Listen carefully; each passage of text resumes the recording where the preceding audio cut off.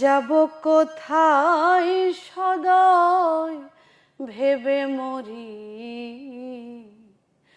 দিনে দিনে হলো আমার দিন আখেরি, আমার দিনে দিনে হলো আমার দিন আখেরি। বসত করি দিবারাতে 16 জন বোম্বেটের সাথে, বসত করি দিবারাতে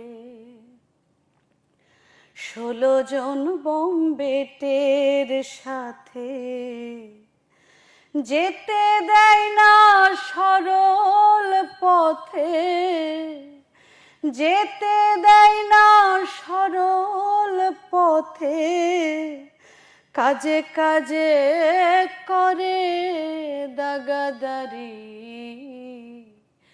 দিনে দিনে হলো আমার দিন আখেরি, আমার দিনে দিনে হলো আমার দিন আখেরি। সুন্দর কথা, আর আপনার কণ্ঠের মাধুর্য হারিয়ে গেছিলাম।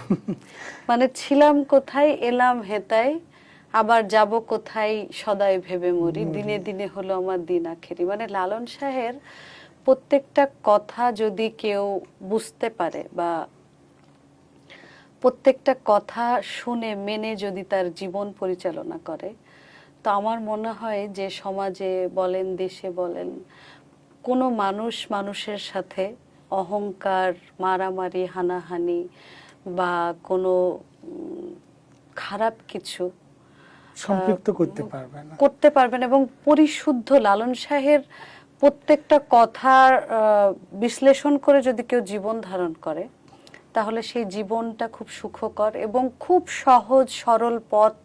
আল্লাহ তাআলা যেটা আমাদের বলেছেন যে আমরা খুব সহজভাবে, আমরা বলি না যে আল্লাহ তাআলার প্রত্যেকটা বাণী বা প্রত্যেকটা নিদর্শন কিন্তু খুব সহজ সহজ পথ, কিন্তু সেটাকে আমরা ওটা অনেক বেশি কঠিন করে ফেলি। খুব সহজ মানে অন্যান্য অঙ্গনের চেয়ে এটা একেবারে সহজতম, আর মানে সফটনেসটাও এসে যায়, একদমই তাই এসে যায়।